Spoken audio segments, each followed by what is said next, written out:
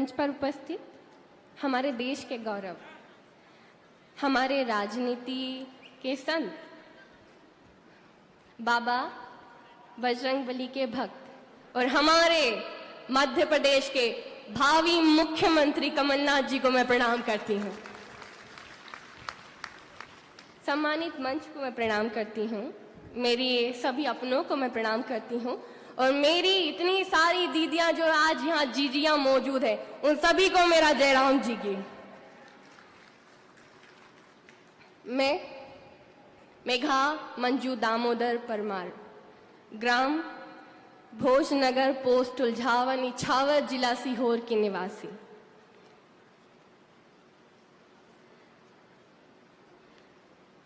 मेरी सफलता की यात्रा आज इस मंच से प्रारंभ नहीं हुई, बल्कि उसी गांव से हुई है जहां की मैं हूं।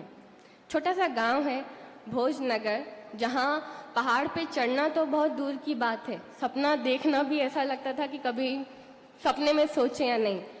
पर मुझे दुनिया के सबसे ऊंचे शिखर पे पहुंचाने में आपका मनोबल और हमारे मंच के मध्य में मौजूद आदरणीय माननीय कमलनाथ महोदय जी का सबसे बड़ा योगदान रहा है, सबसे बड़ा योगदान रहा है। वरना भला कैसे संभव हो सकता था कि एक ऐसे पिता जो लाइलॉन के जूते पहनते हैं, जिसका घर चद्दर का है, जिसकी बेटी सरकारी स्कूल में पढ़ी हुई है, वो कैसे दुनिया के सबसे ऊंचे शिखर पर 25 लाख की राशि इकट्ठी करके पर्वतारोहण को सफल बनाती। मैं अपने जीवन का सबसे बड़ा श्रेय आपको देना चाहती हूँ। मेरी प्रारंभ जहाँ से हुई, मैं बताना चाहूंगी कि पर्वतारोहण के बारे में सोचना और वहां तक पहुंचाने में जो सर का योगदान रहा, वो छोटी सी कहानी प्रारंभ होती है ग्राम भोजनगर से, जहां मैंने सरकारी स्कूल में पढ़ाई करने के बाद दीदियां रिलेट कर पाएंगी कि मैं और आप एक ही हैं। मुझे पढ़ने के लिए बाहर इसलिए भेजा गया था क्योंकि मुझे मेरे भाइयों की रोटी बनानी थी। मेरे भाई भाग भाग के गाँव आते थे और बोलते थे कि हमारे नहीं पढ़ने जानो, रोटी अच्छी नहीं लगे हमारे टिफिन की। तो मैं मेरे घर की सबसे छोटी लड़की थी, तो डिसाइड हुआ कि छोरा उनकी रोटी भी बन जाएगी और छोरी उनको कॉलेज है तो छोरी भी पढ़ लेगी। तो मुझे मेरे भाइयों को की रोटियां बनाने के लिए भेजा गया था। पर मेरे जीवन का सबसे बड़ा अवसर मैं उसी को मानती हूँ कि ऊपर वाले ने किसी अलग रूप में दिया था, वहीं से मेरा प्रारंभ हुआ था। मुझे हर सुबह कॉलेज जाने से पहले हमारा हेडपंप था और दूसरी मंजिला पे मकान था, जिसमें मुझे कुप्पों से पानी भर के लेके जाना पड़ता था। कुप्पे दीदियां रिलेट कर पा रही होंगी। इस समय गर्मी का मौसम है और मैं कहती हूँ कि कृति फॉर्च्यून के जो कुप्पों का खाली उपयोग कर रही हैं, वो मध्य प्रदेश की दीदियों का जीवन में जो इस समय सबसे कठिन स्थान वो यह है कि उनका आधा जीवन सिर्फ पानी भरने में जा रहा है, सिर्फ और सिर्फ पानी भरने में जा रहा है। क्या दीदी आप सब सहमत है? मेरे को सुबह सुबह दूसरी मंजिला पे पानी लेके जाना पड़ता था और मैं सोचती थी कि मेरे पैर इतने दर्द क्यों करते हैं। तो मैंने एक बार अपने जीवन को पलट के देखा तो मुझे रियलाइज हुआ कि शायद मैं उन कुप्पों से पानी नहीं भरती तो मेरे पैर इतने मजबूत नहीं होते कि वो माउंट एवरेस्ट चढ़ पाते।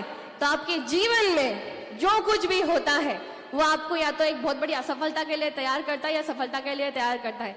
मैंने वल्लभ भवन की सीढ़ियों के चक्कर लगाए, मेरे जूते छन जाते थे, 2 रोटी और 4 बोतल पानी पीछे होता था, काला कलर का सलवार सूट और पीछे बैग टंगा होता था। मैंने हर एक दफ्तर में चक्कर लगाए थे सिर्फ कि मैं पहाड़ चढ़ने के लिए तो रेडी हूँ, बस आप मुझे स्पॉन्सर कर दीजिए।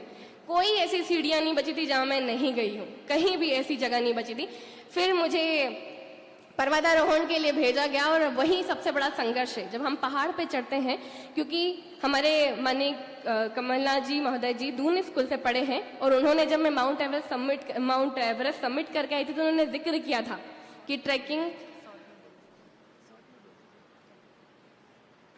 तो मुझे 2018 में दोबारा माउंट एवरेस्ट के लिए भेजा गया और पहाड़ के जो संघर्ष होते हैं वो 2-2 किलो के होते हैं, 36 किलो का बैग होता है, आपको कई लाशों को पार करने के बाद पहाड़ पे पहुंचना पड़ता है और आप भारत का झंडा वहां फहराते हैं। 2018 में मैं केवल 700 मीटर से रह गई थी। वापिस आने के बाद मेरी ट्रेनिंग के दरमियान में 3 जगह से रीढ़ की हड्डी टूट गई थी। मैं 9 महीने बिस्तर पर रही थी और दोबारा मुझ पर कोई भरोसा नहीं कर रहे थे। माननीय कमलनाथ जी ने एक खिलाड़ी के रूप में मुझे दोबारा मुझ पर भरोसा किया और उनकी सरकार ने मुझे दोबारा मध्य प्रदेश की नारी शक्ति के रूप में टॉप ऑफ द वर्ल्ड पे जाने के लिए स्पॉन्सर किया।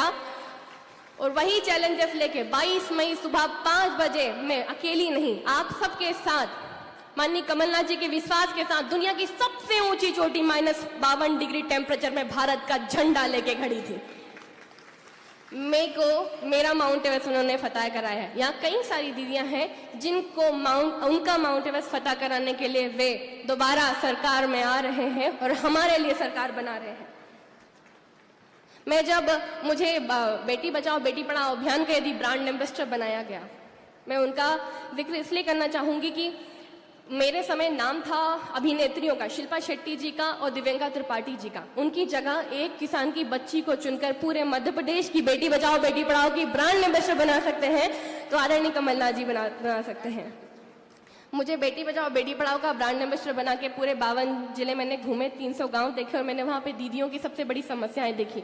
इस समय जब महिलाओं से फॉर्म भरवाए जा रहे थे 2 महीने के लगातार, आप सबने देखा कि फॉर्म भरते समय रैली लाइनों में लगना पड़ रहा था।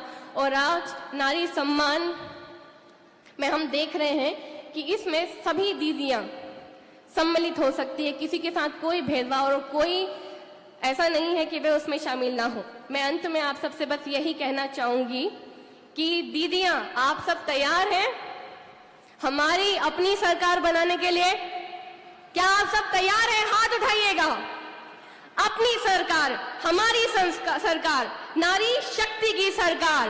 तो बोलिए भारत माता की जय, कमलनाथ, भारत माता की। और जब तुम में ही है शक्ति सारी तो क्यों समझो तुम अपने आप के बेचारी। और अंत में एक चीज जो उन्होंने सबसे महत्वपूर्ण करी है कि महिला सशक्तिकरण कभी भी रैली निकालने से नहीं हो सकता। महिला सशक्तिकरण तब हो रहा है जब महिलाओं को 10 रुपए के लिए पिता पुत्र पति पर निर्भर नहीं रहना पड़ेगा, जो कि हमारे माननीय कमलनाथ जी कर रहे हैं।